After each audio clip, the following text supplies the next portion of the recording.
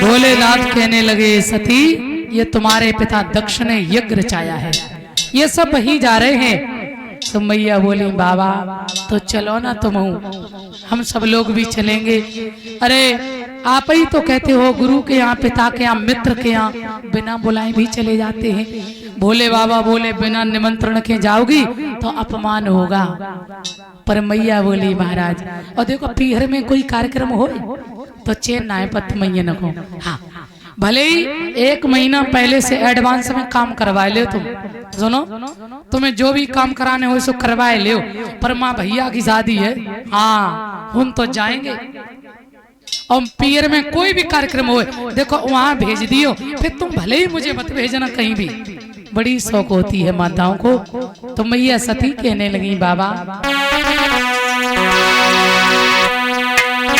कि शिव शौक है सती,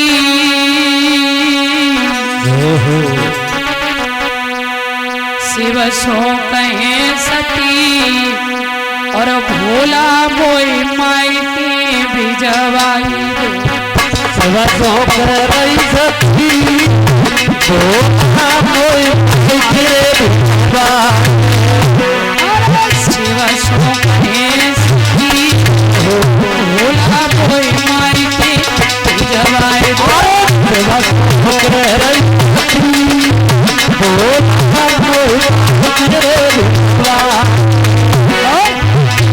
अरे मैया बबुल से हम मैया बाबा, अरे दुख सुख की बतिया, अरे दुख सुख की बतिया करी मेरी मानो मेरी मानो भोला कोई माई,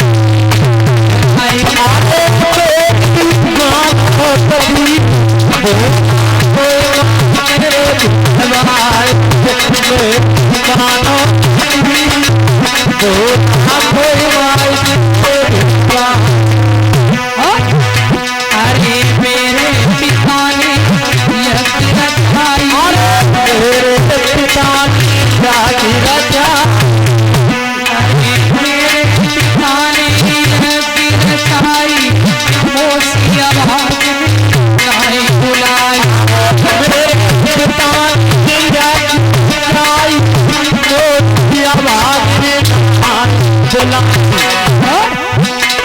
अरे रोए रोए कह रही सती, भोलेनाथ रोए रोए कह रही सती, बाबा कोई माई की भिजवाई,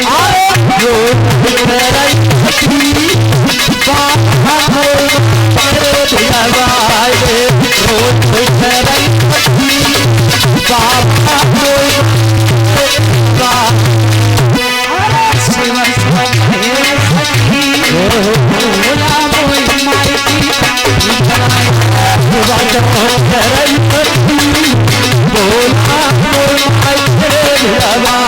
बोलिए धर्मदेश्वर महादेव की। बाबा चलो ना। भोले बाबा कहने लगे बिना बुलाए जाओगी अपमान होगा, मान जाओ। पर नारी हट बाल हट राज हट बाबा से बार बार आग्रह करती हैं। तो भोले बाबा कहने लगे सुनो हम तो जाने वाले नहीं है, पर तुम ना मानती तो चली जाओ, चली जाए। बड़ी प्रसन्न हो गई। ना दिया साथ में किया, 2 गढ़ साथ में किए और कहा चली जाओ। मैया चली अपने पीहर दक्ष के यहाँ यज्ञ चल रहा है, सब देवताओं का सम्मान है, सबके लिए जगह है, पर भोले बाबा के लिए कोई जगह नहीं है। मैया ने जैसे ही देखा मैया बड़ी दुखी हो गई। माँ से मिली है, सब बहनें सब रिश्तेदार सब हंस रहे, देखो कोई निमंत्रण ना है, कोई बुलावा ना है, कैसी हैं जो बिना निमंत्रण के ही आ गई। हंसी कर रही है, सब रिश्तेदार बहनें हंसी उड़ा रहे।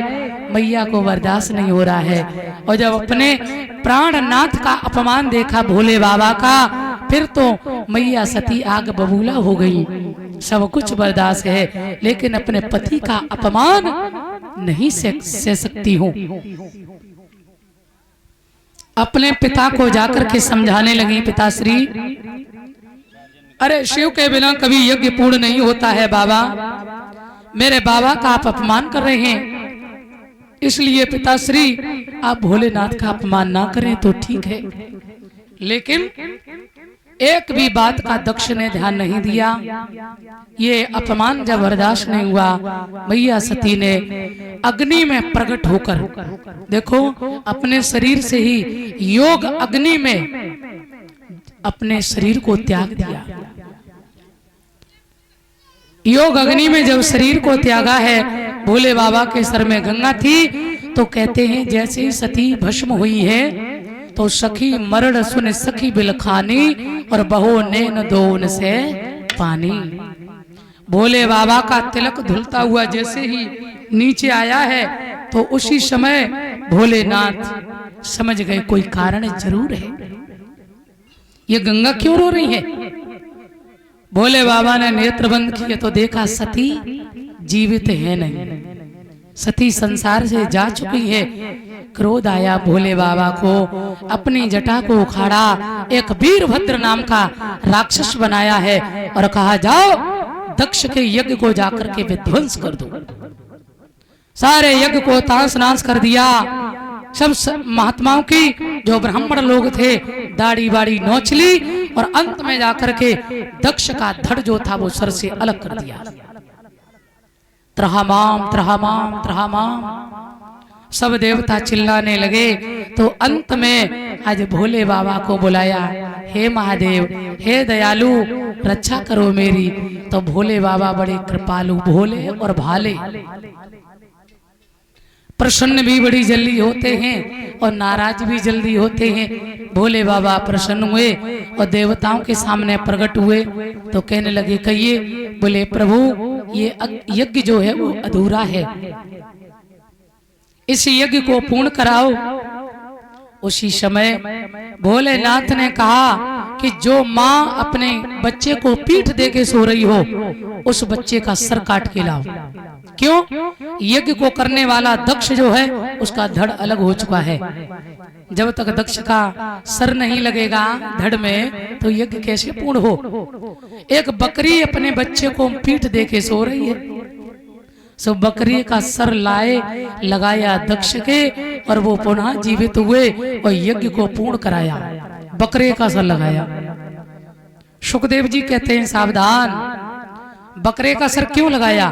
क्योंकि ये मैं बहुत करता था।